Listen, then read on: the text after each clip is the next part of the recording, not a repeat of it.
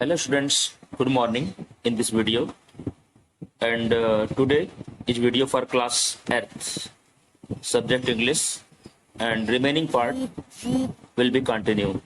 कुछ आपने कर लिया था पोएम नंबर 1 का जो है एक पूरा पेज जिसका नाम था सॉलिसिटेशन टू गॉड, भगवान से याचना, उसका फर्स्ट पेज जो था वो आपने कर लिया था। सेकंड पेज पे भी आप देखेंगे ये पार्ट है और ये भी हम कंप्लीट करते हैं जिससे हमारी ये पोएम कंप्लीट हो जाए। So let's start. He said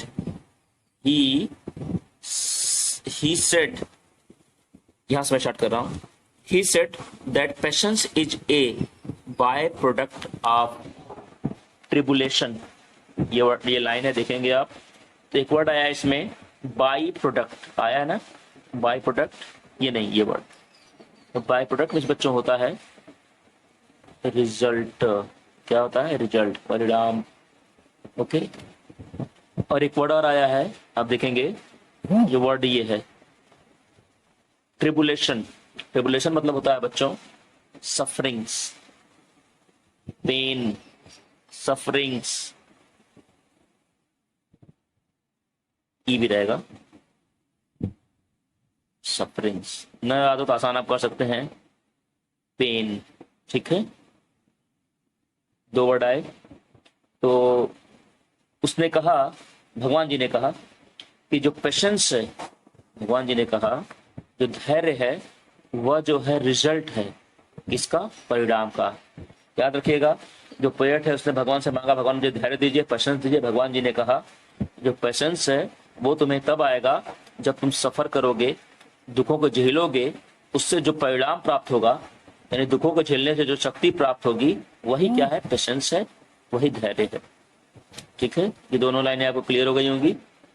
अब अगली लाइन हम लोग लेते हैं, यहां से शुरू करते हैं और यहां तक आते हैं, देखते हैं नो तक।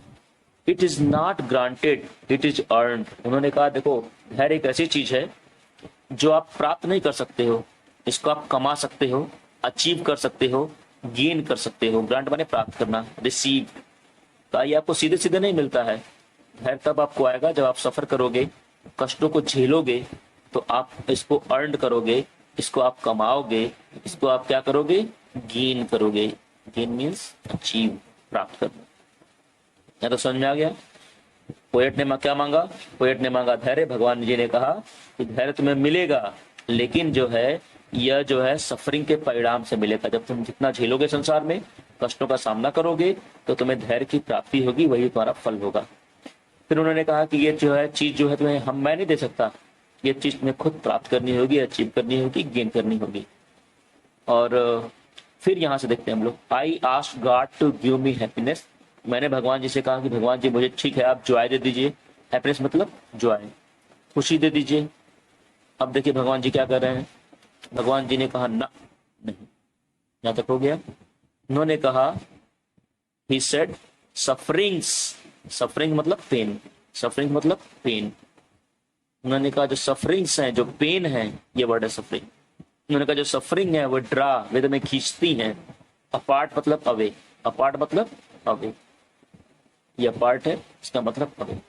उन्होंने कहा जो सफरिंग्स हैं वे तुम्हें दूर करती हैं वर्ल्डली केयर से, सांसारिक मोह माया से। केयर मतलब मोह माया, परवाह, केयर माने परवाह, मोह माया, अट्रैक्शन।